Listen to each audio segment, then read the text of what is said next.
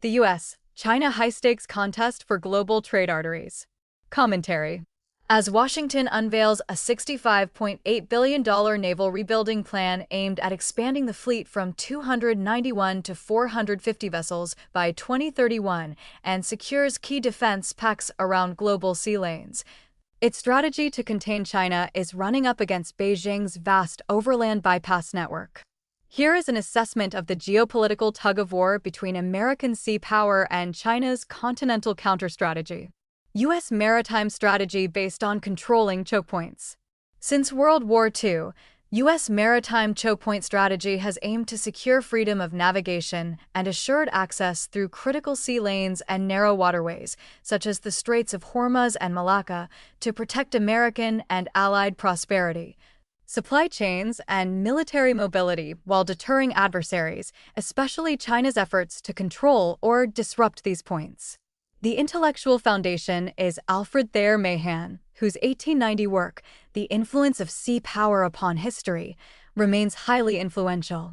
Mahan argued that national greatness rests on control of the seas, achieved by dominating the narrow passages through which commerce and naval forces must pass.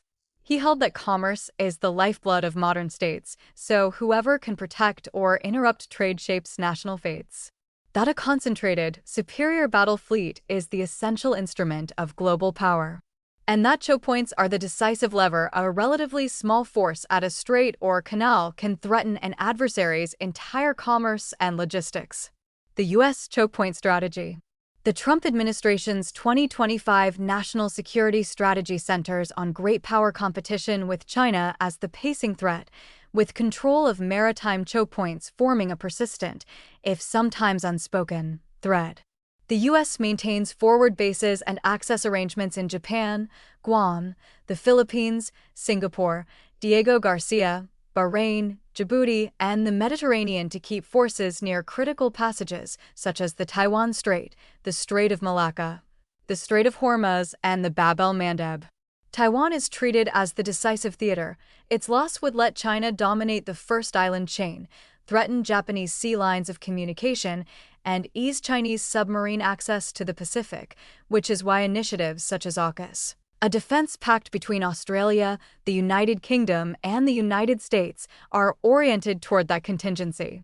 Parallel efforts through the Quad, the United States, Japan, India, and Australia, and a new major defense cooperation partnership with Indonesia aim to share surveillance and denial capabilities around the Malacca Strait, through which the bulk of China's oil imports must pass, the strategic vulnerability the U.S. seeks to keep under pressure.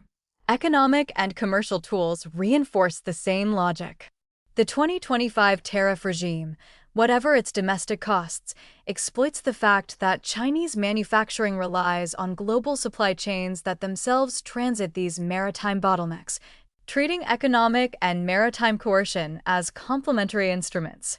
At the same time, heightened scrutiny of Chinese investments in ports from Europe to the Indian Ocean reflects the recognition that commercial footholds could one day enable a Chinese navy to sustain forward presence near the world's most vital choke points. Execution of the U.S. choke point strategy involves a robust interdiction capability, the ability to threaten or physically close a strait to enemy shipping and warships, typically through naval forces, submarines, mines, and land-based missiles. This boils down to choke and envelop. The full Mahanian logic is not just to hold one choke point, but to create a global network of overlapping choke point control so that an adversary has no viable maritime escape route. The U.S. alliance network is explicitly designed this way. China's counter-strategy. The Chinese regime, acutely aware of the Malacca dilemma, in which 75 to 80% of its oil imports transit the strait, has pursued a Macandarian strategy to reduce dependence on sea lanes the U.S. can threaten.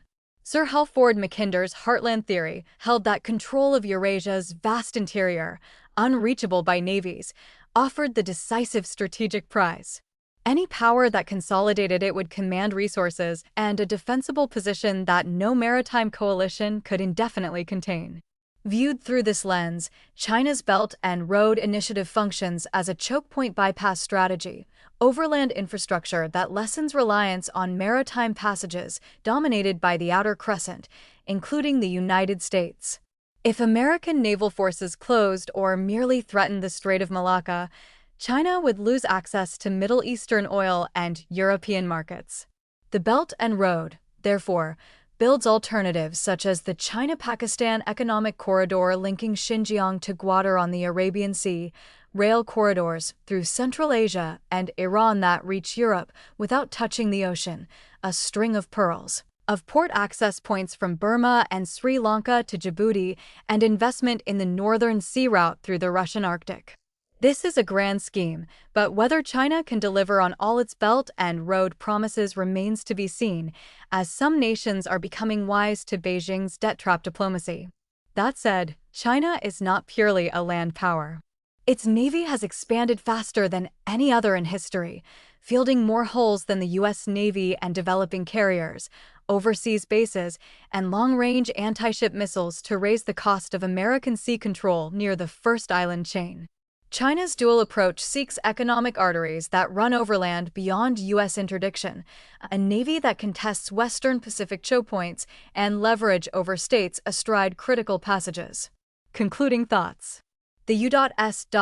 China competition is the first great power rivalry since the Cold War in which the challenger has a coherent dual strategy. A Machinarian land bypass to reduce vulnerability to the sea power dominance the United States has built, paired with a rapidly growing naval capability designed to eventually contest the choke points themselves.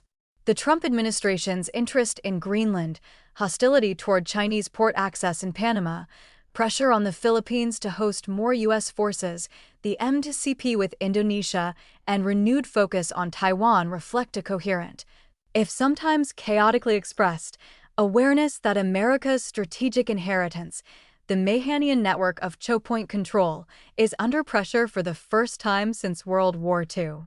Whether the U.S. response is sufficient remains to be seen, as U.S. shipbuilding capacity trails that of Communist China, and the U.S. maritime choke point strategy is dead in the water if the ships needed to enforce it are not delivered quickly.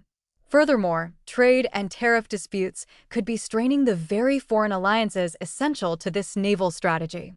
Foreign investment in U.S. shipbuilding capabilities could help address both concerns.